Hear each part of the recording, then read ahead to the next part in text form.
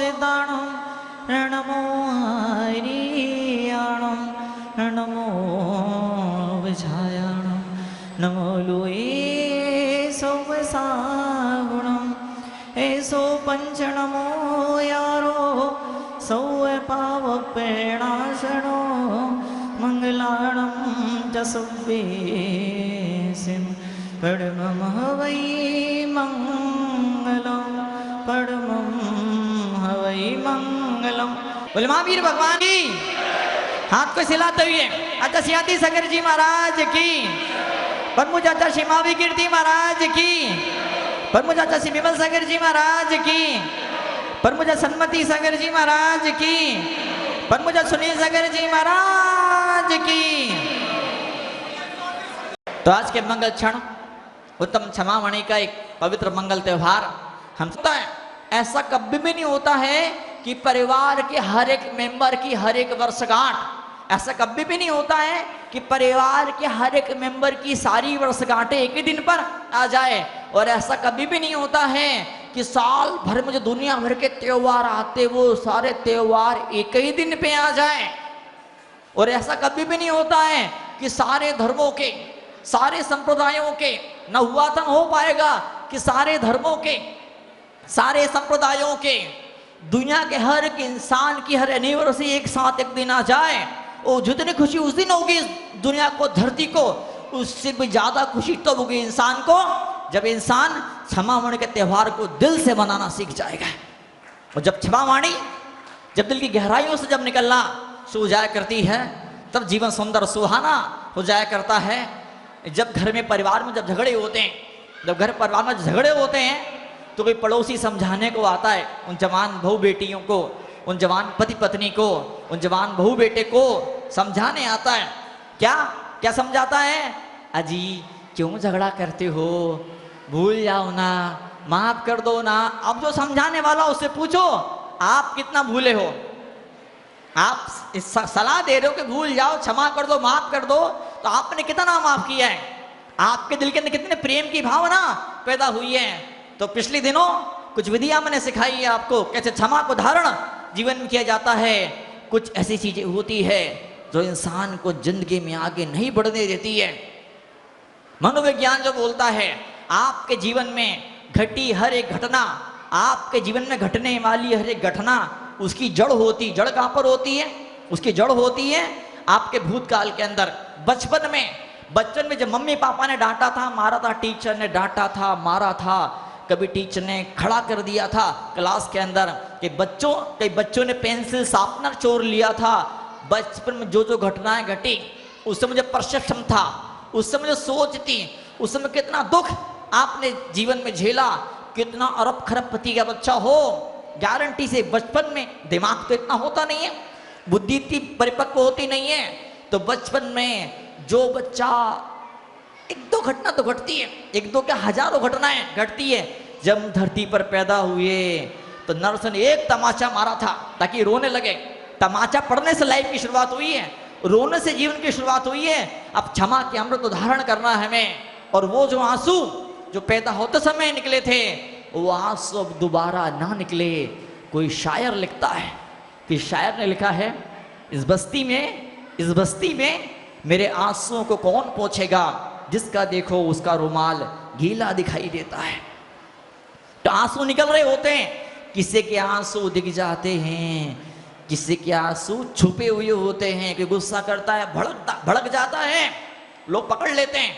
कुछ ऐसे शातिर बदमाश टाइप के लोग होते हैं, छुपाने में एक्सपर्ट लोग होते हैं। वे अपने आवेश को, अपने क्रोध के उस तूफान को, उस भूकंप को छुपा जाते हैं। लेकिन सबके भीतर कषाय की आग जल रही होती है। वो सौभाग्यशाली किस्मत वाले लोग होते हैं जो उस कषाय की आग को पोंछने के लिए उन आंसुओं को पोंछ। माँ जिनवाणी, ये माँ जिनवाणी, ये जिनवाणी नहीं है। इसका हर एक पेज, हर एक पेपर, ये पेपर नहीं है, ये टिश्यू पेपर है। This not paper, this tissue paper two finish your tears. ये आंखों के आंसू को पोंछने के लिए एक टिश्यू पेपर की तरह माँ जिनवाणी काम क्या करती है। और आज माँ जिनवाणी के पवित्र दामन को संभाल करके पर्युषण पर्व की इस महान बेला पर हम सब समापन बिंदु पर हम उपस्थित हुए हैं। आज प्रदूषण पर्व खत्म नहीं हो रहा है, प्रदूषण पर्व खत्म नहीं हो रहा है। प्रदूषण पर्व के अवसर पर जो कुछ हमने सीखा था, जो कुछ पाया था, जो कुछ हासिल किया था, उसी सीखे हुए को, उसी पाए हुए को, उसी हासिल किए हुए को अब बाकी दिनों में 365 दिन होते हैं साल के अंदर, 10 दिन ये 355 दिन, 355 दिन में प्रैक्टिकल करना है हमें कि क्या क्या सीखा था। और पेपर में रोज रोज आ रहा है, समाचार पत्रों में रोज आता है, समाचार पत्रों में रोज आता है। बड़ी बड़ी कोचिंग क्लासेस वाले, बड़ी बड़ी कोचिंग क्लासेस वाले हर पेपर के फ्रंट पर, नेशनल पेपर के फ्रंट पर एडवर्टाइज छापते हैं। क्या एडवर्टाइज छापते हैं? क्या छापते हैं? हमारे कोचिंग क्लास से अमुक अमुक ने AIR all India rank Hindustan के अंदर 10वां 12वां 5वां 7वां 20वां 21वां 50वां 100 नंबर प्राप्त किया। वो कोचिंग क्लास वाले ऐसा बड़ा बड़ा एड छापते न्यूज़पेपर के अंदर कि हमारे इंस्टीट्यूट से कितने लोग डॉक्टर बने, कितनों का सिलेक्शन हुआ, कितने इंजीनियर बने, कितने CA बने, किसने मेरिट के नंबर लेके आया, किसने यूनिवर्सिटी में टॉप किया। तो वैसे ही आने वाले दिनों के अंदर पेपर में तो नहीं छपेगा, पेपर में तो नहीं छपेगा, लेकिन आपके परिवार के लोग, आपके समाज के लोग वो कहें, वो याद करें कि चौमासा हुआ था अच्छा सुनील साहब जी महाराज के 2 शिष्यों का, और उस मौके पर इस बंदे ने प्रवचन सुने थे। कोई डेली आया है, कोई हफ्ते में एक बार आया है, कोई महीने में एक बार आया है, कोई आज तक एक बार आया है, कोई ऐसा भी होगा जो दिवाली तक एक चक्कर तो मारा ही जाएगा, कोई पूरा 1-1.5 घंटा बैठा है, कोई 2 मिनट के लिए बैठा है, कोई आहार में जोड़ा है, कोई वयोवृत्ति में जोड़ा है। वो बबलू जी और वो अशोक सबदरा शुद्धि के बहाने जुड़े। कई सारे लोगों ने चतुर्मास गंगा में जी भर के नहाया। तो आने वाले दिनों में जैसे न्यूज़पेपर में छपता है, इसने हमारे इंस्टीट्यूट से, हमारी संस्था से ऑल इंडिया रैंक बनाई है, तो वैसे ही एक दिन ऐसा भी आपके जीवन में आना चाहिए, आपके बारे में ऐसा बोला जाना चाहिए। इस व्यक्ति ने समाज का ये व्यक्ति ऑल इंडिया रैंक नहीं, ऑल समाज रैंक, पूरे समाज के अंदर जितनी क्षमा इसके अंदर है, जितनी समता भाव इसके अंदर, समता भाव किसी के अंदर नहीं है। क्षमा से जीवन की शुरुआत हुआ करती है। जबकि बच्चा जब पैदा होता है तो नमोकार मंत्र कानों में सुना जाता है, पंच परमेष्ठ की भक्ति के क्षण में उसको आगे बढ़ाया जाता है। जबकि दादाजी जब ऊपर जाने वाले होते तो फिर नमोकार मंत्र पढ़ा जाता है। और आज वो क्षण हमारे बीच में नमोकार मंत्र पढ़ करके, तीर्थंकर त्रिलोक के नाथ के दर्शन करके, इनके अभिषेक को करके, मुनियों के चरणों की वंदना करके क्या मिलता है? सिर्फ एक चीज मिलती है। उस चीज का नाम क्या है? क्षमा, क्षमा और क्षमा। अगर एक शब्द के अंदर, मात्र एक शब्द के अंदर पूरे अध्यात्म का, पूरे धर्म का, भगवान महावीर की सारी शिक्षा का, द्वादशांग जिनवाणी का, पूरे जिनागम का सार अगर कहीं कहा जाए, रखा जाए निचोड़, वो एक शब्द में, वो शब्द क्या है? क्षमा।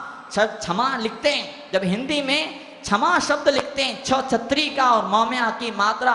छ को देखो, छ में 2 गुंडी होती है, 2 नौब होती है, 2 गुंडी होती है, और माँ मतलब नहीं। क्षमा का मतलब होता है वो जो गांठ बांध के बैठे ना, एक दिन ऐसा हो गया था, एक दिन वैसा हो गया था, उसने ऐसा बोला, उसने ऐसा किया ना। छोड़ो इन गठानों को, छोड़ो इन ग्रंथियों को।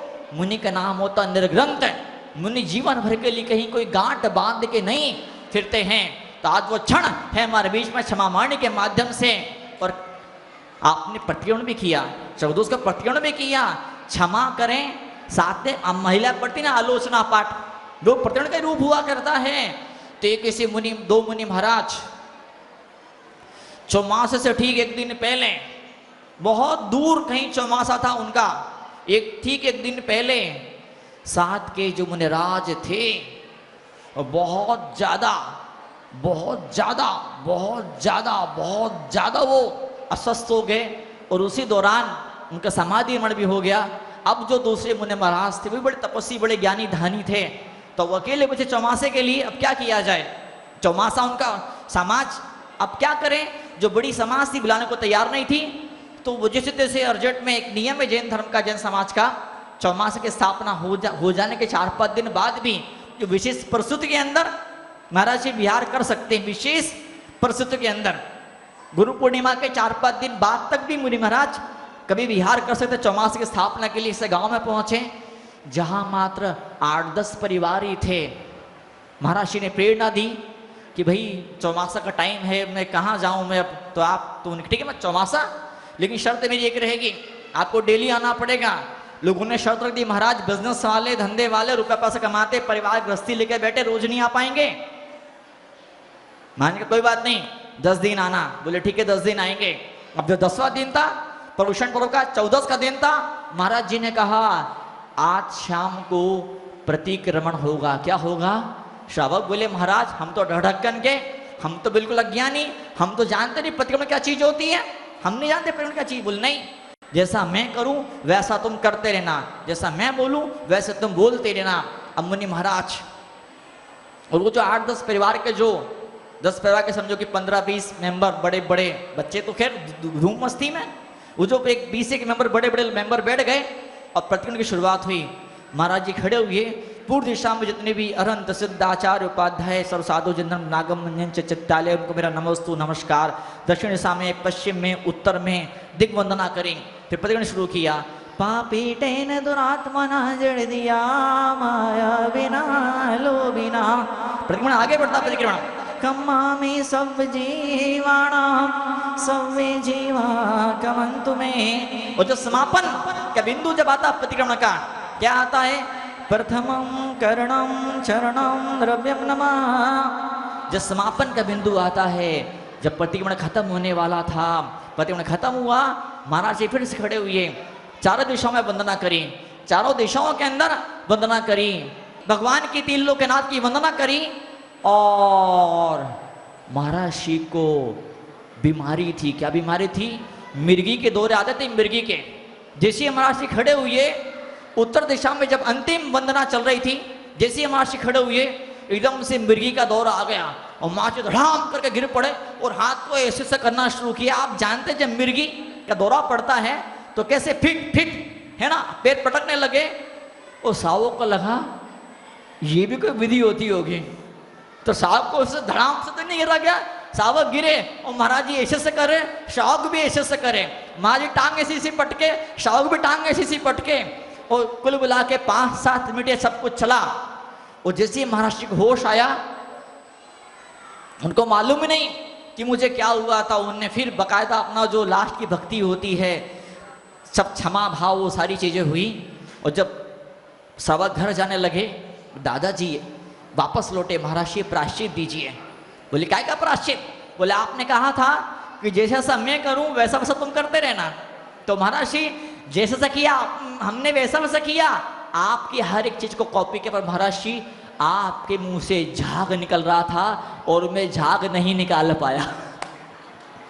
लो बताओ, मैं झाग नहीं निकाल पाया। ये तो मजाक की बात हो गई। असली बात तो ये है कि हम सब इंसान, सबके भीतर कुछ कर्म का उदय है। कर्म का उदय जब आता है तो जाने जाने भूल चूक हो जाया करती है। आज का दिन का दिन है, शक्ल नहीं देखना है। आज के दिन तो क्या करना है, उनसे क्षमा मांगी जाए। नाटक नहीं करने का, ड्रामा नहीं करने का, उनसे माफी मांगी जाए। जिनसे सचमुच में दिल नहीं मिलता था, मन नहीं मिलता था, उनसे अगर क्षमा मांगते हैं तो जीवन का सौभाग्य होगा।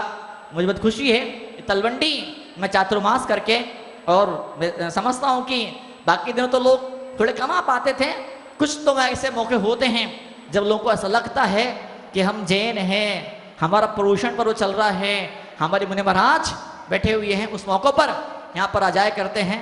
तो आज की मंगल बेला, 10 लक्षण महापर्व, क्षमा वाणी का एक पवित्र सुंदर त्यौहार, और व्हाट्सएप के जरिए, मोबाइल के जरिए, ईमेल के जरिए 100 तरीके आपके पास में हैं जिनसे गिले शिकवे हैं, उन गिले शिकवे को मिटा करके, जब तक मन के अंदर कोई याद रहती है, कोई कटुता भरी होती है, मनस से भरा होता है, किसी के लिए मन के अंदर निगेटिव इमेज जब तक होती है, ये निगेटिव इमेज, ये नकारात्मक विचार चीजों के लिए, लोगों के लिए, घटनाओं के लिए आपको लाइफ में आगे नहीं बढ़ने देते हैं। तो आज का एक सुंदर सा मौका, सुंदर सा क्षण, हम इन क्षणों का लाभ लें, उत्तम क्षमा के इस पवित्र गंगा में अवगाहन करें और पर्युषण पर्व को सफल सार्थक करें। आचार्य सुनील सागर जी महाराज का दीक्षा का 25वां रजत संयम महोत्सव वर्ष चल रहा है। इस मौके पर भी खूब सारा आपको आशीर्वाद, आने वाले वर्षों में, आने वाले दिनों में आप उत्तम क्षमा को धारण करके अपने जीवन में तपस्या, त्याग, वैराग्य, ज्ञान, ध्यान में और भी आगे बढ़े। यही शुभ मंगल भावना। जोरदार जयकारा आचार्य श्री सन्मति सागर जी महाराज की, आचार्य श्री सुनील सागर जी महाराज की। और एक